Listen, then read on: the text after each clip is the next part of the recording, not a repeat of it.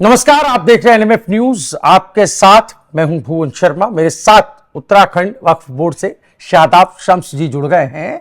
खबर बहुत इंपॉर्टेंट है, खबर बड़ी दिलचस्प है, क्योंकि उत्तराखंड पहला राज्य जहां पूरी तरीके से मदरसा शिक्षा बोर्ड को समाप्त करने का फैसला लिया गया और आने वाली 1 जुलाई से वहां एक अल्पसंख्यक शिक्षा प्राधिकरण की ऑफिशियली शुरुआत होने जा रही है। यानी कि मदरसा जो चल रहे हैं उनको अपना रजिस्ट्रेशन कराना होगा इस प्राधिकरण के तहत, और जो राष्ट्रीय शिक्षा नीति एनईपी वहां से संबद्ध होना होगा। अब करिकुलम भी चेंज होगा, तौर तरीके भी बदलेंगे।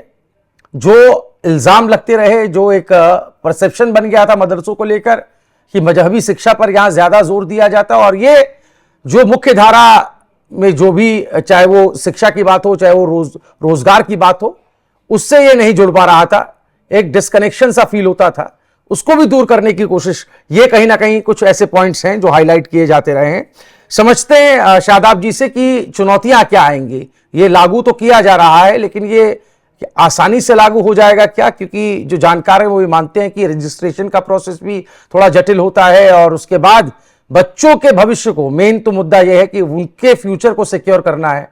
ये कैसे हो पाएगा? शादाब जी, आप चूंकि लगातार इस पूरी प्रक्रिया में रहे हैं और मुख्यमंत्री से भी आपकी लगातार इस बाबत बातचीत भी होती रही जब इसका गठन किया गया प्राधिकरण का, चुनौतियों पर क्या चर्चाएं होती हैं? कैसे दूर पार पाएंगे इन चुनौतियों से, और क्या चल रहा है इस वक्त उत्तराखंड में मदरसा बोर्ड के खत्म होने और प्राधिकरण, अल्पसंख्यक प्राधिकरण, शिक्षा प्राधिकरण के शुरू होने को लेकर?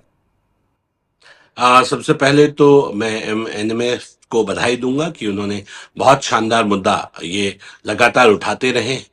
आज उत्तराखंड के बच्चों के भविष्य का मामला था, और हम सब जानते हैं कि युवा मुख्यमंत्री ने एक बहुत शानदार पहल करते हुए मदरसा बोर्ड को भंग किया है। मदरसा बोर्ड एक नासूर बन गया था, एक कैंसर बन गया था, अंदर अंदर दीमक की तरह पूरे जिस्म को खोखला कर रहा था। आपको मैं बता दूं कि मदरसा बोर्ड के अंदर जो पाठ्यक्रम पढ़ाया जाता था वो था दोम, शोम, तैतानिया, फौकानिया, पंजुम, मुंशी, मुअल्लिम, मौलवी। ये क्या आवश्यकता है आज के दौर में? बताइए, क्या इसकी जरूरत है? और इसमें पढ़ने के बाद जब बच्चा पढ़ के ये चाहता था कि उसने 8 या 9 तक सिलेबस ले लिया और 9th में कहीं उसे एडमिशन मिल जाए, तो कहीं एडमिशन नहीं मिलता था, क्योंकि उत्तराखंड में उसकी समकक्षता नहीं थी। तो आप बच्चे के फ्यूचर के साथ खेल रहे थे। एक तरफ उसको शिक्षा का अधिकार नहीं मिल रहा था, बराबरी का अधिकार नहीं मिल रहा था, दूसरी तरफ जो वो पढ़ रहा था वो कूड़े का कागज था, उसके कोई वैल्यूज पढ़ाई की नहीं थी। यानी कि बच्चा 10-15 साल पढ़ने के बाद भी उसकी पढ़ाई 0 मानी जा रही थी। तो कहीं ना कहीं उस बच्चे का भी भला होगा, उसको भी राहत मिलेगी, उसको शिक्षा का अधिकार भी मिलेगा, और अब वो उत्तराखंड का जो पाठ्यक्रम होगा उसे पढ़ सकेगा। और उस पाठ्यक्रम में उसको जब उत्तराखंड एनसीईआरटी का सिलेबस वो पढ़ेगा, उत्तराखंड शिक्षा परिषद का सिलेबस पढ़ेगा, तो उस सिलेबस में वो श्री राम को पढ़ेगा, श्री कृष्ण को पढ़ेगा, भगवान महावीर, भगवान बुद्ध को पढ़ेगा, वो डॉक्टर बाबा साहब भीमराव अंबेडकर को पढ़ेगा, डॉक्टर एपीजे अब्दुल कलाम को पढ़ेगा, और पढ़कर वो ये समझेगा कि मोहम्मद साहब बहुत अच्छे व्यक्ति थे, वो बहुत बड़ा व्यक्तित्व था, लेकिन श्री राम, श्री कृष्ण, भगवान बुद्ध ये भी कोई कम बड़ा व्यक्तित्व नहीं था। तो वो अपने मजहब से प्यार करे और औरों के मजहब का सम्मान करे। जब वो ये सोच आ जाएगी तो देश के अंदर एक पॉजिटिविटी का माहौल बनेगा।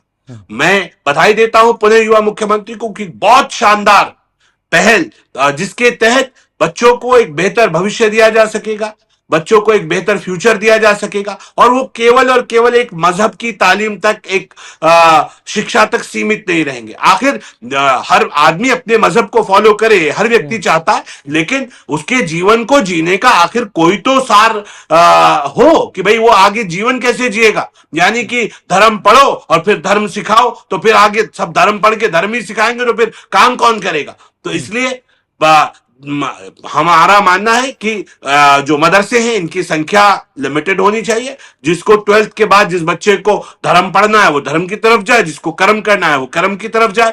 कुरान पढ़ने में किसी को कोई दिक्कत नहीं है, आप अपने मजहब को सीखें, किसी को कोई परेशानी नहीं है। लेकिन मजहब को सीखते सीखते जब आप सबको सब कुछ समझेंगे, सब कुछ सीखेंगे, तो फिर भविष्य अच्छा होगा। अब मेरे बच्चे भी, मुस्लिम समाज के बच्चे भी हाफिज कुरान के साथ साथ डॉक्टर, इंजीनियर, फिलोसोफर बन पाएंगे। और जो बच्चे ये चाहेंगे कि वो कलाम साहब के रास्ते पे आगे बढ़ जाएं, वो उधर बढ़ जाएंगे। और जो 12th के बाद चाहेंगे कि वो धर्म गुरु बनना चाहते हैं, तो 12th के बाद उनके लिए भी हाँ ओपन विंडो होगी। वो जाना चाहें तो पढ़ लें अपनी धर्म की शिक्षा, लेकिन कम से कम हम्म 12th तक उनको जो बेसिक एजुकेशन है, जो हम्म। बेसिक लाइन है, जो वो मिल जाएगी, तो मुझे लगता है वो अपना भविष्य खुद तय करेंगे, वो लेकिन किसी के ये दबाव मसला में नहीं आएंगे। और क्या शादाब भाई ट्रांसपेरेंसी से भी जुड़ा हुआ है, क्या ये पारदर्शिता से भी जुड़ा हुआ है? क्योंकि मदरसों को लेकर के एक जो दृष्टिकोण पिछले कुछ सालों में बदला है, कई ऐसे केसेस आए हैं जहां मदरसों की संलिप्तताएं पाई गई हैं, चाहे वो आतंकी गतिविधियों से जोड़ लें,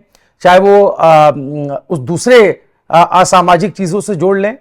तो जो मदरसों के अंदर क्या चल रहा है, क्या इसका भी कंसर्न, इसकी भी चिंता राज्य सरकार को है? क्या इस ट्रांसपेरेंसी को मद्देनजर रखते हुए भी यह फैसला किया गया है कि अगर ये मुख्य धारा से जुड़ेंगे तो एक ट्रांसपेरेंसी भी रहेगी और सरकार का एक मॉनिटरिंग भी रहेगी, कंट्रोल भी रहेगा? बिल्कुल, बहुत सही कहा आपने। माननीय मुख्यमंत्री जी का मत ये भी एक चिंता थी कि कम से कम एक मानसिकता इन मदरसों की क्या हो, इसके ऊपर भी ध्यान देने की आवश्यकता है। और हम सब जानते हैं कि जो पीओके के मदरसे हैं, जब आतंकवादी भारत आते थे तो उनमें से बहुत सारे पकड़े गए। लोगों ने बताया कि वो जी वहां के मदरसों से निकल के आए हैं। तो कहीं ना कहीं अगर चाहे बॉर्डर के पार ही सही, इस तरह का अगर हरकत हमारे दुश्मन मुल्क में होती है, तो एक चिंता की लकीरें तो माथे पे जरूर पड़ती हैं। और मैं ये कहता हूं कि जब आप सिर्फ और सिर्फ एक ही चीज पढ़ते हैं, सिर्फ अपना धर्म पढ़ते हैं, तो आप कहीं ना कहीं कट्टर हो जाते हैं और दूसरे के धर्म के प्रति आपके अंदर बहुत आसानी से जहर घोलने का काम किया जा सकता है। और लेकिन हमारा मानना है कि जब आप सब कुछ पढ़ेंगे तो फिर आपको कट्टर करना मुश्किल हो जाता है। और इसलिए ये समाज के लिए, देश के लिए और खासकर मुस्लिम बच्चों के लिए बहुत फायदेमंद लाइन है। और मैं तो कह रहा हूं कि भारत ने हमेशा सबके लिए दरवाजे खोले हैं। और हम सब जानते हैं देश की आजादी से पहले जो मदरसा है, इनमें सब लोग पढ़ते थे, यानी कि वहां केवल और केवल धार्मिक शिक्षा नहीं पढ़ाई जाती थी, वहां हिंदी, इंग्लिश, उर्दू सब कुछ पढ़ाया जाता था। लेकिन अब केवल और केवल आप अगर धर्म तक सीमित करेंगे तो फिर बाकी कोई नहीं पढ़ेगा आके, और इसी कारण चीजें खराब होती हैं। और एक शक का एक माहौल खड़ा होता है। मुझे लगता है कि मदरसा एक अरबी का शब्द है जिसका हिंदी अनुवाद विद्यालय होता है, इंग्लिश में स्कूल कहते हैं। ये वही शिक्षा के मंदिर है और इन शिक्षा के मंदिरों में शिक्षा मिलनी चाहिए। और मुझे लगता है कि बहुत पॉजिटिव दिशा में जो देश के यशस्वी प्रधानमंत्री माननीय मोदी जी ने कहा, पढ़ेगा भारत तो बढ़ेगा भारत, उस दिशा में हम आगे बढ़ेंगे। तो मुझे लगता है कि बहुत शानदार लाइन आएंगी। देश को विश्व गुरु बनाना है तो हर बदन का हर हिस्सा मां भारती का मजबूत होना चाहिए। उसका मां भारती का एक हाथ कमजोर रह जाए तो हम विश्व गुरु बनने में हमें बाधाएं आएंगी। तो हर हिस्से को मजबूत करना है और उसके अंदर जो कमियां हैं, जो बुराइयां हैं, उनको दूर करते हुए, उसको सही करते हुए उसको ताकत देने का काम करेंगे। मुझे उम्मीद है देश पॉजिटिव दिशा में आगे बढ़ेगा। और मोदी धामी सरकार जिस तरह से नए नए कीर्तिमान रच रही है, जिस तरह से नई नई चीजें सामने आ रही है, जिससे समाज में पॉजिटिविटी पैदा हो। मुस्लिम समाज में कुछ नाराजगी जरूर है इस बात को लेके, मौलाना नाराज हैं, कुछ धर्मगुरु एक का तबका, जो बड़ा तबका है वो नाराज है। उनको लगता है कि शायद हम उनके धर्म के ऊपर ये एक बाउंडेशंस लगा रहे। लेकिन जब ये लेकिन ये जो बच्चे इन मदरसों से अल्पसंख्यक शिक्षा प्राधिकरण है शादाब भाई, ये तो सिर्फ मुस्लिम कम्युनिटी के लिए थोड़ी ना है। जो भी माइनॉरिटी है उसमें सिख भी हैं, जैन भी हैं, जो जो प्रदेश के अंदर माइनॉरिटी तबका है वो तो सब इसी छत के नीचे है। तो इसको बिल्कुल है, पर्सनली लेना लेकिन मुझे लगता है कहां तक आपको लग रहा है जायज है? बिल्कुल जायज नहीं है। लेकिन जो कंडीशन है वो तो बिल्कुल साफ है कि मुस्लिम समाज को इस तरह से डराया गया है कि वो पूरा अपने ऊपर लिए बैठा है और उसको लगता है कि तुम्हारे मदरसे समाप्त किए जा रहे हैं, तुम्हारी धार्मिक स्वतंत्रता छीनी जा रही है और सब कुछ तुम्हारे लिए हो रहा है।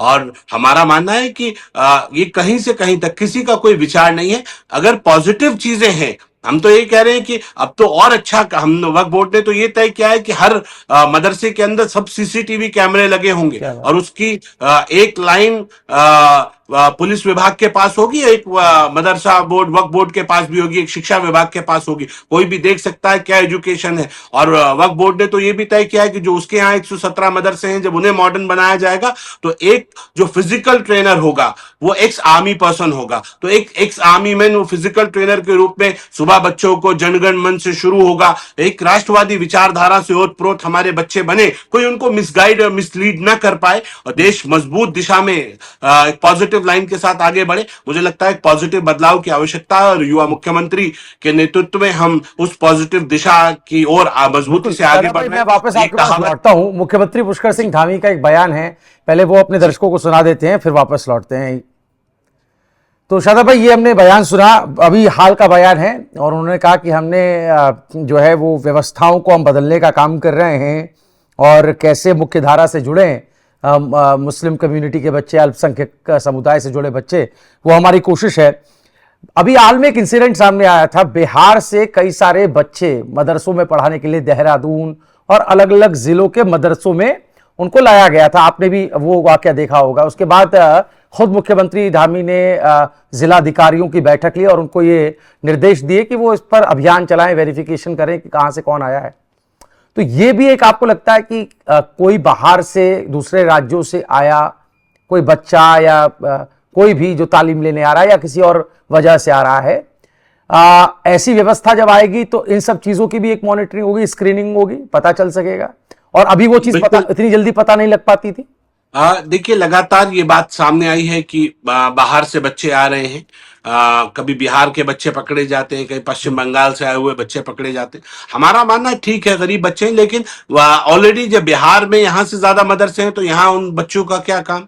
वो बच्चे जो पश्चिम बंगाल में यहाँ से ज्यादा मदरसे हैं, यहाँ पश्चिम बंगाल के बच्चों का क्या काम, वहां पे ऑलरेडी मदरसे हैं, तो यहाँ क्यों लाए जा रहे हैं। कहीं ऐसा तो नहीं उन लोगों को लगता है कि आसान है, यहाँ नया मदरसा खोलो, एक अपना मदरसे के नाम पे चंदे का धंधा चलाओ और बच्चों के नाम पर लोगों से पैसे की उगाही करो। तो मुझे लगता है देवभूमि उत्तराखंड का देवत्व भी बचाना है और बच्चों को, अपने बच्चों को भी पढ़ाना है। तो हमने तो मदरसा बोर्ड की लाइन तो अपनी जगह तय होगी, लेकिन हमने वक्फ बोर्ड के माध्यम से तय किया था कि हमें बाहरी बच्चों का प्रवेश हम बिल्कुल नहीं लेंगे अपने यहाँ। और हमारा मानना है कि हम कहाँ किसका वेरिफिकेशन कराते घूमेंगे, और हमारी जिम्मेदारी नहीं है। हम पहले अपने स्टेट के बच्चों को सही दिशा दे दें, उसके बाद बाकी प्रदेशों के बच्चों का मामला देखेंगे।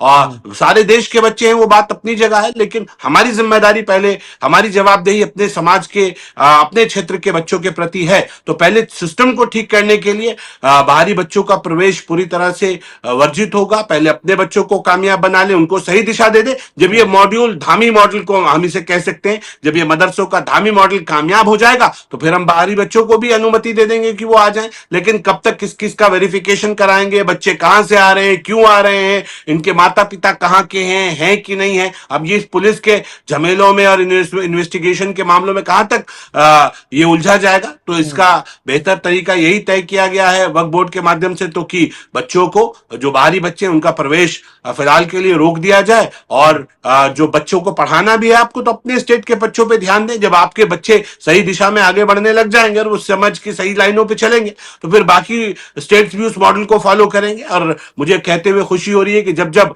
देवभूमि उत्तराखंड से कोई बात निकलती है तो इस भूमि का तप है कि देश के अन्य राज्य भी उसे आत्मसात करते हैं। चाहे वो यूसीसी रहा हो, नकल विरोधी कानून रहा हो, बड़े बदलाव प्रदेश में हुए तो देश ने उसे आत्मसात किया। मुझे लगता है कि मदरसा बोर्ड की ये लाइन भी देश के अंदर चलेगी और हर बच्चे को, मुस्लिम बच्चे को भी शिक्षा का अधिकार मिलेगा। वो भी सब कुछ पढ़ेगा, वो अपने धर्म के साथ साथ जो बाकी सिलेबस है दुनिया के लिए आगे कामयाबी हासिल करने के लिए, उसको भी वो पढ़ के हासिल करेगा और कामयाब बनेगा, अच्छा इंसान बनेगा। अच्छे मुसलमान के साथ साथ वो अच्छा भारतीय मुसलमान बनेगा, ऐसी मेरी उम्मीद है। बिल्कुल, उसके अंदर राष्ट्र के लिए भी भावना हो, राष्ट्र प्रेम की भी भावना हो, और सभी धर्मों, सभी मजहब का ज्ञान भी होना जरूरी है, ना सिर्फ एक ही मजहब की शिक्षा लेकर के। जैसा कि आपने शुरुआत में बताया कि उसका कोई भविष्य नहीं रह जाता, वो मुख्य धारा से जुड़ नहीं पाता। सीधा सीधा सरकार का यही उद्देश्य। बहुत शुक्रिया शादाब भाई आपका हमारे साथ जुड़ने के लिए। जाहिर है मुस्लिम, ईसाई, सिख, बौद्ध, जैन और पारसी, इन 6 समुदायों को इस नियमावली के तहत इस प्राधिकरण के अधीन रखा गया है। ये जो फैसला लिया गया यूसीसी के बाद, दूसरा ऐसा ऐतिहासिक फैसला जो उत्तराखंड राज्य में लिया गया। आप इस पूरे मामले पर क्या राय रखते हैं, कमेंट करके जरूर बताइएगा। देखते रहिए एनएमएफ न्यूज। नमस्कार।